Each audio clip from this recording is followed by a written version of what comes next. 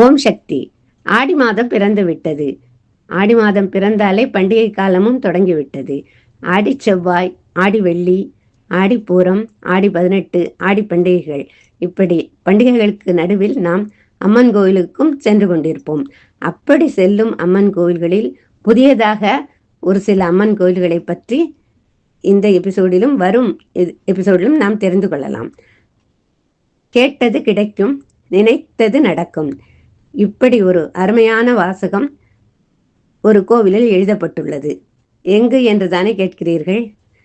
சிவகங்கை மாவட்டம் காரைக்குடி அருகில் உள்ள தேவகோட்டை என்னும் ஊரில் நித்திய கல்யாணிபுரம் என்ற ஒரு அருமையான இடத்தில் அமைந்துள்ள துர்க்கையம்மன் கோவிலில்தான் இப்படி எழுதப்பட்டுள்ளது.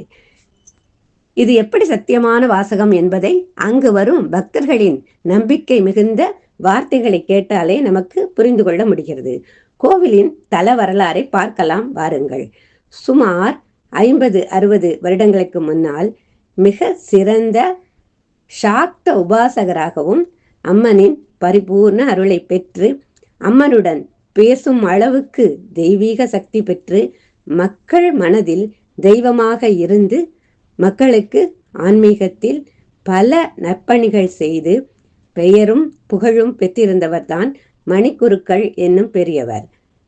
தன் காலத்திற்கு பிறகு மக்களுக்காகவும் தன் வாரிசுகளும் அம்மனை வணங்கி வழிபட வேண்டும் என்ற நோக்கத்திலும் ஒரு துர்க்கையம்மன் கோவிலை கட்ட வேண்டும் என்று அவர் நினைத்து கொண்டிருந்தார். அந்த கோவிலை எங்கு கட்டுவது என்று யோசிக்கும் தருணத்தில்தான் துர்க்கையம்மா அவர் கனவில் வந்து தான் கோவில் கொண்டு அருள் பாலிக்கும் இடத்தை அவருக்கு காட்டினாள். ஒரு நாள் அவரது கனவில் அம்மன் தோன்றி திருவீதியில் நடந்து சென்று கொண்டிருக்கிறாள். அவளை சுற்றி யானை, குதிரை மற்றும் எல்லா பரிவாரங்களும் மேள தாளங்களும் செல்கின்றன. அம்மன் நடுவில் சென்று கொண்டிருக்கிறாள். நாமெல்லாம் அம்மனை பக்தர்கள் சுமந்து கொண்டும் பல்லக்கிலும் மற்றும் திருத்தேரிலும் அம்மன் பவனி வரும்பொழுது பார்த்திருப்போம்.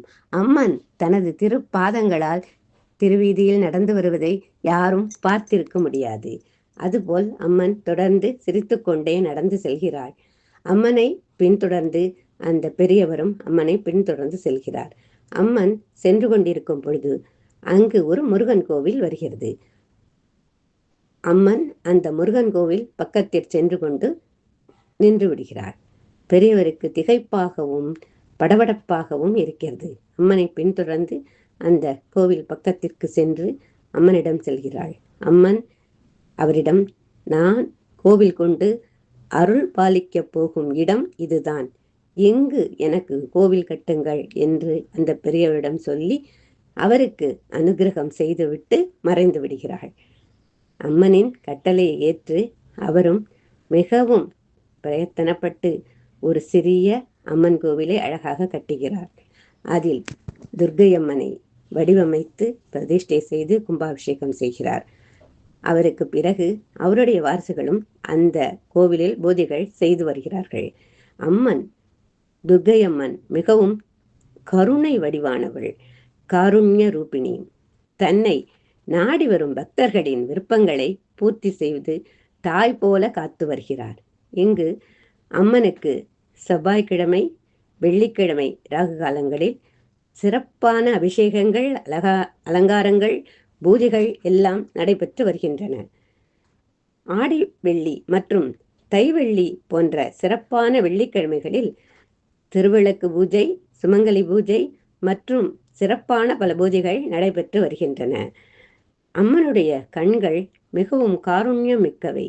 ஒரு முறை தரிசித்தாலே மீண்டும் மீண்டும் பரவசப்படுத்தி அம்மனை மறுபடியும் தரிசனம் பண்ண வைக்கக்கூடிய சக்தி மிகுந்தவை. காஞ்சியில் காமாட்சி அம்மன் கோயிலும் மதுரையில் மீனாட்சி அம்மன் கோயிலும் அம்மன் கிளி வைத்திருப்பது போல சௌபாக்கிய துர்க்கையம்மன் கோவிலிலும் சௌபாக்கிய துர்க்கையம்மன் கையில் கிளி வைத்து அனுகிரகம் செய்து கொண்டிருக்கிறார்.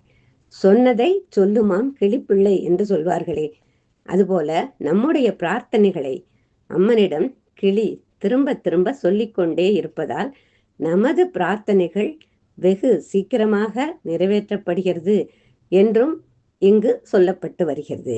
இங்கு வரும் பக்தர்கள் 5 வாரம், 7 வாரம், 9 வாரம், 11 வாரம் என்று தொடர்ந்து வந்து தரிசனம் செய்து கொண்டிருக்கிறார்கள். அவரவர்கள் புண்ணிய சக்திக்கு ஏற்ப பிரார்த்தனைகளை நிறைவேறுகிறது. ஆடி மாதத்தில் அம்மன் கோயில் சென்று வழிபடுவது சிறப்பு. அனைவரும் சகல செல்வங்களும் தந்தருளும் சௌபாக்கிய துர்க்கை அம்மனை பரிபூர்ணமாக வணங்கி வழிபட்டு பல்லாண்டு மகிழ்ச்சியாய் வாழ்வோம். ஓம் சக்தி.